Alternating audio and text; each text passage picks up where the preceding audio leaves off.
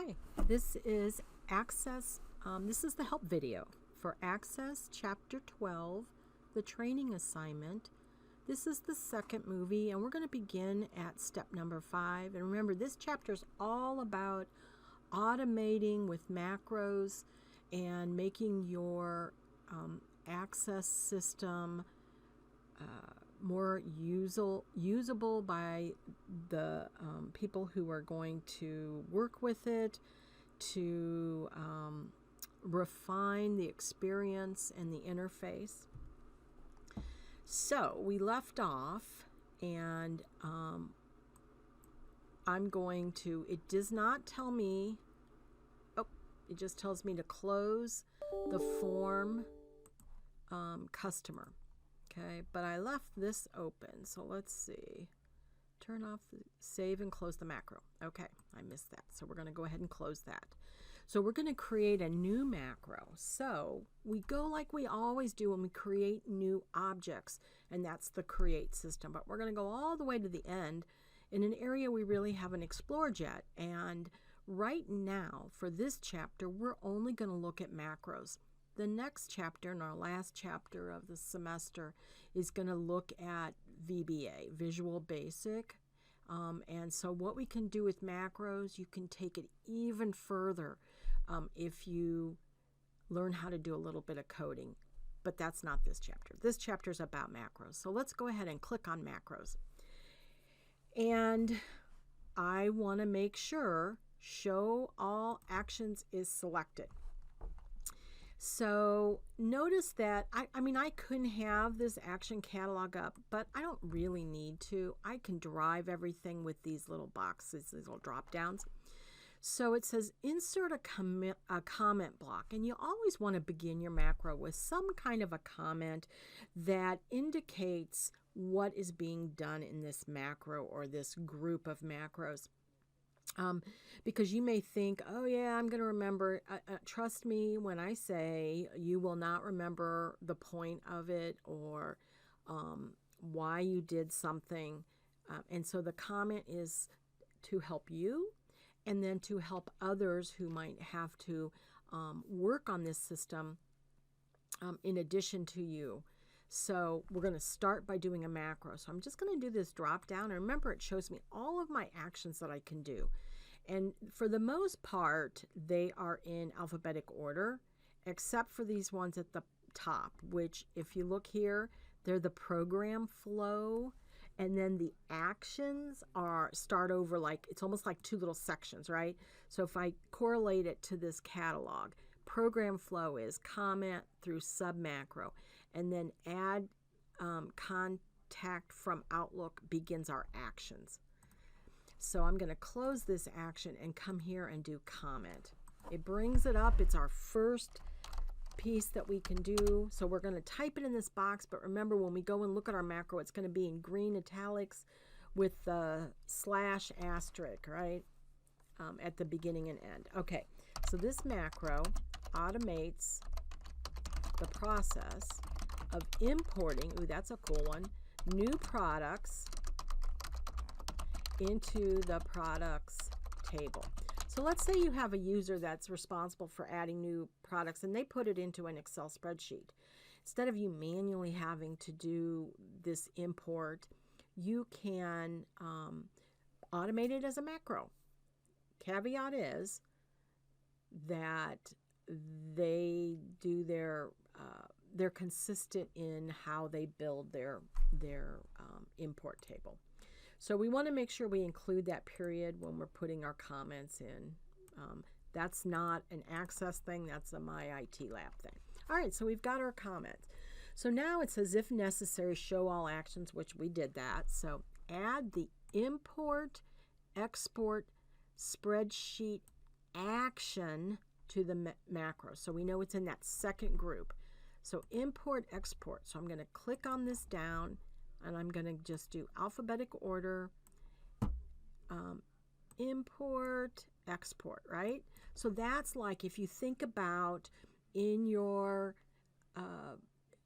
Access database, if you went to external data and you picked import or export, right? It's the same. It's capturing those things that you would have to drive manually. All right. So we're going to select import as the transfer type. So we're pulling data in, and Excel workbook as the spreadsheet type. So the next thing is, what table are we importing it into? Well, we're going to import it into table temp new products, right? So we're not dumping it immediately into the live table. We're going to put it kind of in this temporary table, and then we're going to, we're going to take that temp table and pull it into the live. This allows you to do a little validation of the data, kind of like a little holding spot where you make sure everything's okay. All right, so we have that through there. We got, oops, too much, Helen. In the file name argument, okay, type the path of where you wish to export the file, followed by this. So here's what you need to do on your system. So you need to find where this file is located. And for me, it's in my Chapter 12 training. So once I find it, so you navigate and you find it, right? Spa products. Okay, so file name. So I'm here. So I went down to my Windows Explorer, my little folder here. I moved through my system and I found my spa products. I'm sitting on it. I don't open it. I'm just sitting on it. Come up to the menu bar here, or the path. Click on it. It'll change to an actual path. And then do you see how it's selected? At this point, I'm going to do a Control-C, minimize this screen, and come back here and paste it in with a Control-V. And then at the end, I'm going to do that AO6, Chapter 12, Spa Products. Gotta spell it right or it won't find it. And that's one of the things, the dangers with this is, if in the future that file doesn't exist in this folder or the name gets changed, then this macro is not going to work anymore, right? Because it's going to look in this particular spot for this file. And so when you get your export from Excel, you always want to put it in the same spot and call it the same thing for this macro. I mean, there's other ways we can do it, but for this way. So has field names, we're going to say yes. We're going to change that to a yes. And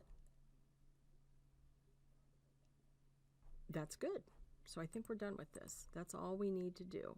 So what this is saying is, hey, import an Excel file into this table. Here's the file I'm pulling in, and I do have field names. Okay, because like if I come over here and I open it in Excel,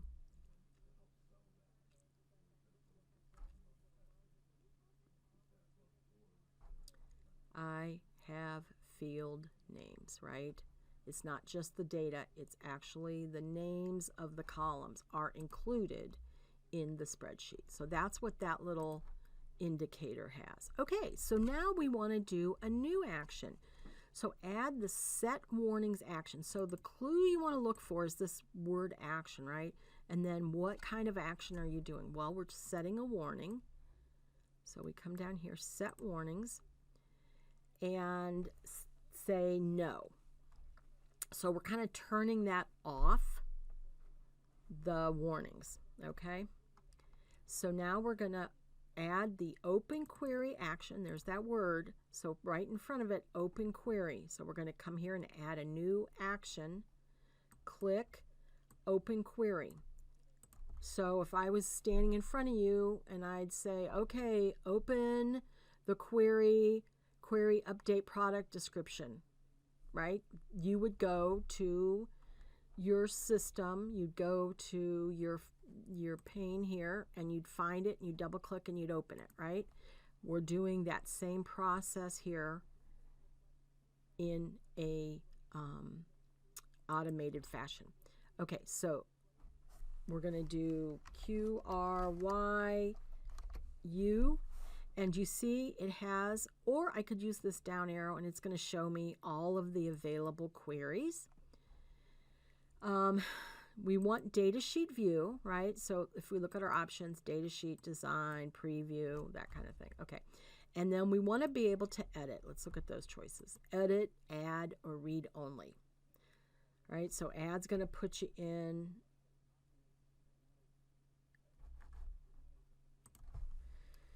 Okay. So we are done with these. And then I want to add another action, right? There's the word action, and it's an open query. Oh, open query. Oh, another one. So we're going to do open query.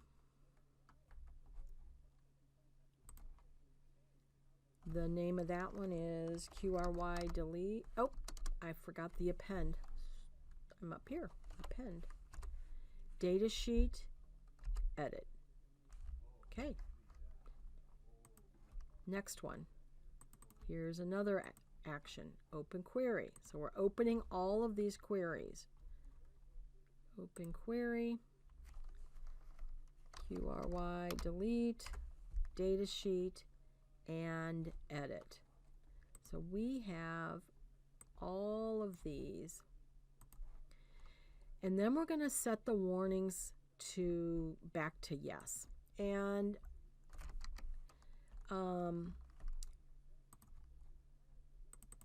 so